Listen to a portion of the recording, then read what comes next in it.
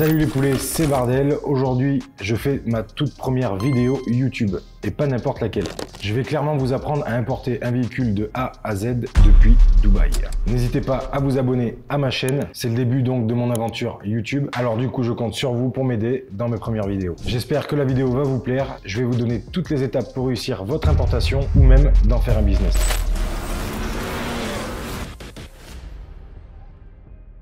Pour la première étape, la recherche de votre véhicule. Il faut savoir qu'ici à Dubaï, il y a plusieurs sites, mais il y en a un phare pour en faire la recherche de votre véhicule, c'est Dubizzle. C'est exactement un site similaire au Bon Coin français. Vous avez juste à faire votre recherche et je vous conseille de faire la recherche du véhicule. La meilleure spécification GCC, Spec Japan ou Europe. En généralement, ces spécifications-là sont de meilleure qualité. En deux, vous allez trouver votre véhicule. Maintenant, vous devez prendre contact avec le vendeur afin de lui demander plus d'éléments sur la voiture, savoir s'il y a des choses à faire dessus, qu'il est mentionné sur l'annonce et de confirmer ce qu'il est mentionné sur l'annonce. Une chose très importante, demandez-lui toujours le numéro de série du véhicule afin de vérifier sur les sites tels que Car Vertical, Carfax qui vous permettront de pouvoir vérifier les anomalies du véhicule ainsi que les antécédents au niveau des accidents et surtout vérifier les options du véhicule qui y sont présentées. En 3, si le véhicule donc vous intéresse, prenez soit contact avec nous qui pourront vous accompagner pour aller checker le véhicule sur place ou bien à vous de vous occuper vous-même si vous avez un contact ici à Dubaï.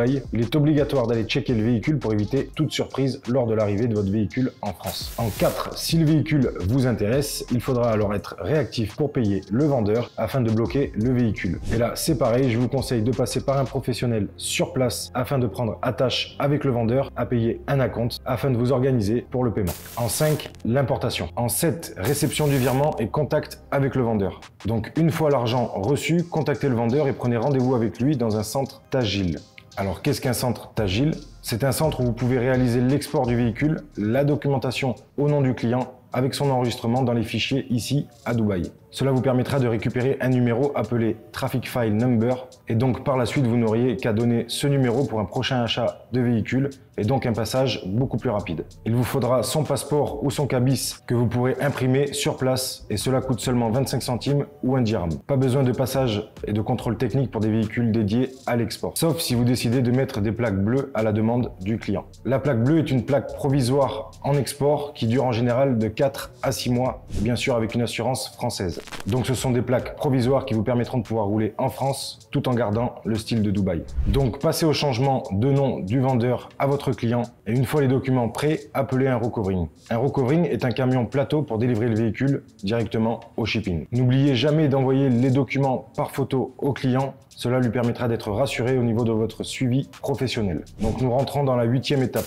l'étape du shipping avant l'envoi du véhicule. Alors, qu'est-ce que le shipping? Le shipping, c'est la même chose qu'en France au niveau du transitaire français. Vous déposez votre véhicule, le véhicule part en conteneur. Une fois le véhicule livré au shipping et une fois la date de renvoi, je vous conseille de prendre des photos ainsi que des vidéos avec le gérant du shipping pour la partie export, afin de constater avec lui les défauts du véhicule, au cas où si à la réception du véhicule par votre transitaire français aura plus de défauts qu'au départ et ça sera une protection pour vous. Bien sûr, une chose importante, prenez des vidéos lors du chargement dans le conteneur. Cela vous permettra de pouvoir tout envoyer à votre client et ainsi fournir votre page Facebook ou Instagram. À savoir que ces photos seront importantes pour votre homologateur, donc vous aurez besoin d'une dizaine de photos. Donc photo compartiment moteur, photo du numéro de châssis étiquette portière, photo au niveau du châssis pare-brise, une photo face avant sur le côté et une photo du compteur. Par la suite, vous enverrez aussi donc les documents nécessaires pour votre homologateur. Je vous conseille de dupliquer les documents export avant de les transmettre à votre shipping. Une semaine après l'envoi du véhicule, demandez au shipping le numéro pour traquer le conteneur sur le bateau. Cela vous permettra de savoir quand arrive le conteneur en France. Pour la partie 9, entre le shipping et l'arrivée en France. Donc vous allez devoir contacter votre homologateur pour lui envoyer les documents du véhicule en avance pour que lui aussi puisse se préparer sur les rendez-vous nécessaires pour l'homologation. Et n'oubliez pas de lui transmettre aussi toutes les photos prises au préalable. Cela permettra à l'homologateur de préparer la demande du COC, certificat de conformité européen. Ensuite, contactez votre transitaire afin de savoir s'il a reçu les informations de l'envoi par le shipping ici à Dubaï avec la documentation pour être prêt à la réception du véhicule.